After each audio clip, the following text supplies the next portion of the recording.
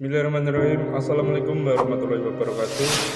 Pemirsa yang dirahmati Allah, marilah kita simak ceramah dari Ustadz Dasar Latif dengan tema kriteria orang yang bertakwa. Sebelumnya marilah kita bersolawat terlebih dahulu. Allahumma sholli ala Sayyidina Muhammad wa ala ali Sayyidina Muhammad. Selamat menyaksikan sidang jamaah sholat Jumat yang insya Allah dimuliakan dan dirahmati oleh Allah Subhanahu wa Ta'ala. Semisal Universitas Hasanuddin mengutus saya ke Malaysia untuk studi sekolah, tentu tujuannya meningkatkan kualitas sumber daya saya. Tujuannya setelah saya pulang dari sekolah, diharapkan Unhas memiliki dosen bernama Dasat Latif yang punya kualitas handal. Sesuai dikirimnya ke sana. Tentu rugi Unhas, rugi saya, dikirim ke sana sekolah, ternyata pulang tidak ada peningkatan kualitas. Nah bilang anak muda pada basuk doit ya kok. Begitu juga andai Ramadan ini sebuah proses pendidikan, maka tentu ada tujuannya. Kalau Unhas mengirim ke Malaysia peningkatan kualitas, Allah hadirkan 1 bulan sebagai proses pendidikan, proses memperbaiki kualitas kita, dan kita sudah tahu tujuannya semua. Napa puasa ki puangnya? Puasa ke orang-orang beriman. Tujuannya apa? La'allakum tattaqun, agar kamu menjadi orang-orang yang bertakwa. Kita mengaku takwa gampang. Coba makin lihat pejabat Unhas kalau dilantik. Itu pertama tuh, bertakwa kepada Tuhan yang Maha Esa. Bertakwa semua itu pejabat kalau dilantik. Tapi sayang karakternya jauh dari takwa. Kenapa? Karena dia tidak tahu definisi operasionalnya. Itu takwa. Apa itu takwa? Maka kesempatan Jumat khutbah ini, saya ingin menyampaikan karakteristik dan tabiat orang-orang yang bertakwa. Menurut Imam Bushairi, orang bertakwa itu memiliki sifat seperti kata takwa yang membentuk kata takwa. Kata takwa terdiri dari 4 huruf. Ta, kaf, waw, ya, takwa. Apa itu? Pertama, ta, singkatan dari tawadu. Jadi kalau Bapak lihat kan hari 25 ini toh. Jadi kalau ada sifat tawadu tak, alhamdulillah berhasil itu puasa tak. Apa yang dikana tawadu? Lawannya sombong. Bahasa Indonesianya tawadu, rendah hati, bukan rendah diri, rendah hati. Lawan daripada takabur, macingkang, borro, itu lawannya itu. Sombong. Dan sombong ini penyebab utamanya Fir'aun, Namrud haram masuk surga. Bukan karena dia goblok, bukan karena dia non-job, bukan karena dia miskin, tapi apa? Karena dia sombong. Allah tidak senang sifat sombong, karena sombong itu sifatnya Allah. Salah satu Asma'ul Husna disebut Al-Mutakabbir, yang maha sombong. Kenapa Allah wajib punya sifat maha sombong? Karena hanya Allah yang tidak terbatas apa kemampuannya. Kata yang asing, insinyurku, tapi belum tentu kau jago khutbah. Kau Dasat, jago kau khutbah, tapi mati kutu kau berhadapan dengan penyakit lepra. Ayo, kau kaya, oke? Kau kaya karena ada orang miskin. Coba, kau kira kaya kau kalau tidak ada orang miskin? Allah tidak senang orang sombong. Dan Nabi menginformasikan, apa tu nasa pasabanan atau sombong tahu macam matempo. 4 sebab orang datangnya sombong. 1, bertambahnya ilmu. Ini yang banyak gelar akademiknya. Baru 35 tahun, profesor nih. Peluang potensi sombong. Ustadz ada sombong, banyak.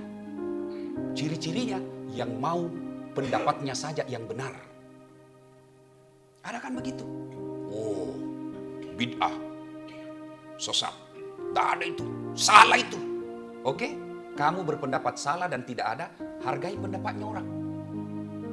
Kalau kami orang komunikasi belajar ada disebut persepsi, sudut pandang. Kenapa dia lihat kota? Karena dia lihat dari depan. Tidak tahu segitiga. Kenapa dia lihat dari sudut? Kenapa orang berbeda pendapat soal mazhab? Karena informasi hadis yang kita peroleh terbatas sehingga ulama-ulama tafsir menafsirkan berdasarkan informasi yang diterima. Contoh, saya melihat Nabi takbir sejajar dengan bahunya. Maka sejajar dengan bahu tidak ada foto, tidak ada definisi operasional. Maka berasumsilah para ahli tafsir. Sejajar dengan bahu, pertama dia tafsirkan begini, Allahu Akbar. Kenapa? Dia lihat dari depan, sejajar. Yang kedua, Allahu Akbar. Kenapa? Karena dia berasumsi melihatnya dari atas. Silahkan kau yakini pendapatmu, laksanakan pendapatmu, tapi dengan hormat, tolong jangan menghina pendapat orang lain. Itulah yang dicontohkan oleh Imam Syafi'i dan Imam Ahmad. Imam Syafi'i mengajarkan kunut, Imam Ahmad muridnya tidak mengajarkan kunut. Ketika Imam Ahmad ziarah kubur ke makamnya Imam Syafi'i, Imam Ahmad kunut. Bingung jamaahnya. Ya Syekh, guru, Anda mengajarkan tidak kunut. Lalu kenapa Anda kunut di sini? Saya menghormati pendapatnya Syafi'i. Hebatnya orang kalau Islam begini, Pak. Nah sekarang la haula wala quwwata illa billah. Sama nabinya, sama sahadatnya, sama rukun Islamnya, hanya berbeda pendapat, saling mengkafirkan, menjas, bahkan mengatakan sesat, masuk neraka. Ciri-ciri ilmuwan yang sombong, tidak mau menerima pendapat. Yang kedua kata Nabi, sebab datangnya sombong apa? Bertambahnya jabatan. Tadinya staf akademik, wih, tiba-tiba tahu menjadi kepala biro. Sombong. Tadinya dosen biasa, tiba-tiba menjadi pembantu rektor. Hanya karena disenang sama rektor, bukan karena kualitas. Yang kau sombong, bos. Jabatan ada batasnya. Apa batasnya jabatanmu? Pensiun.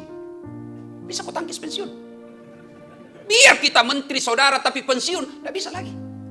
Maka jangan sombong karena jabatan. Yaitu jabatannya, bos. Anu madekik mi kesi. Bara menempel saja yang kadang pasti dia jatuh. Yang ketiga kata Nabi penyebab datangnya sombong, bertambahnya harta. Tadinya miskin, dosen biasa gaji kodong gaji pokoknya tidak seberapa, tiba-tiba dapat pembebasan tanah. Langsung kaya. Jangan sombong, Allah tidak senang orang yang sombong. Yang keempat, bertambahnya ibadah. Tadinya malas sholat, tiba-tiba tahajudnya lengkap, langsung hitam jidatnya. Ada orang sombong. Sombong! Kita semua punya potensi. Yang punya pangkat, punya jabatan, punya gelar banyak, punya kekayaan, khusus ibadahnya, potensi kita punya sombong. Maka Ramadan hadir, jangan kau sombong. Dilatih kok. Apa kaitannya puasa? Coba lihat orang Pak, kekar badannya, kuat.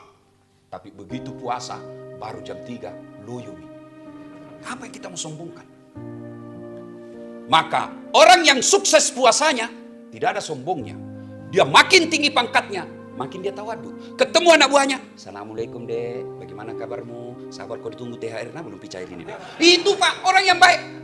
Dia tidak takabur. Dek nama cingkang, dek nama tempo. Dan demi Allah, ketika dia kaya, ketika dia punya jabatan, ketika dia cerdas, ketika dia alim, tapi rendah hati, maka ketika hilang semua embel-embel yang Allah titipkan, maka orang tetap hormat. Kenapa? Baik kita wasifat nanju. Hadir puasa. Paris sama ki Pak, kalau 25 mi puasa tak macingkan ki. Inilah yang Nabi katakan, dek meruntuk mau puasa gaga, kau tidak dapat apa-apa kecuali lapar dan dahaga. 2. Sifat tawadu. Pertama orang puasa tawadu, yang kedua taqaf. Apa itu? Qanaah. Apa itu qanaah, Ustaz? Merasa cukup dengan apa yang dimiliki. Apa itu miskin? Tidak punya harta? Bukan. Apa itu kaya? Banyak hartanya? Belum tentu. Lalu apa itu kaya? Mereka yang merasa cukup dengan apa yang dimiliki. Bapak punya Honda biasa motor, tapi Bapak syukuri dan dirawat dengan baik. Kaya lagi. Ada orang 2 mobilnya, tapi tidak pernah syukur. Ini kalau 3 nih. Maka Bapak pasti menderita. Jadi dosen biasa, alhamdulillah. Bisa jadi mengajar, apalagi sekarang tidak perlu dimasuk kampus online saja. Alhamdulillah. Tapi kalau ciri-ciri orang yang tidak pernah puas dengan apa yang dimiliki, maka dia tidak akan pernah bahagia. Padahal Nabi memesankan, kau melok kau mau tenang nyawamu. Kalau kau mau tenang hidupmu, bahagia tentram jiwamu, urusan dunia, lihat kau ke bawah. Urusan akhirat, lihat kau ke atas. Itu saja. Pegawai biasa sih. Lebih banyak gajiku dari dia. Tapi alhamdulillah, pembangunan musalla, ada tawanan sumbang karpet. Enak kene, gajiku guru besar. Tidak pernah tong. Itu namanya urusan akhirat dia lihat ke atas. Urusan dunia lihat ke bawah. Alhamdulillah masih ada di mobilku. Mana mamu tua nih? Joko dong.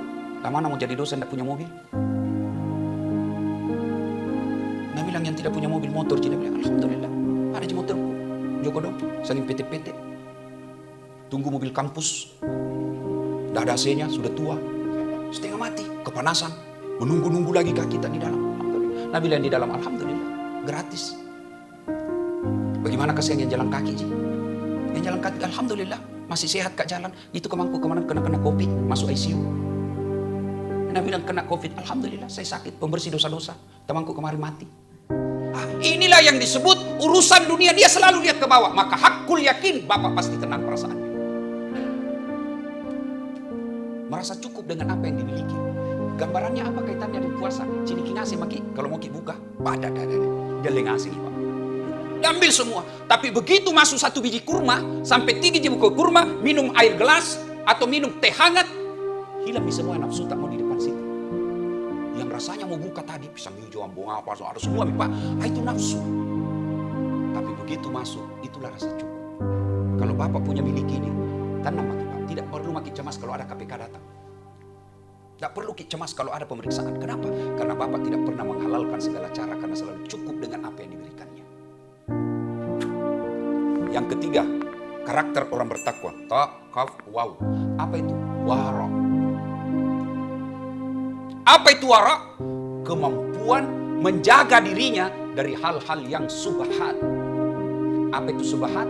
Bahasa politiknya abu-abu. Bahasa fikihnya antara halal haram.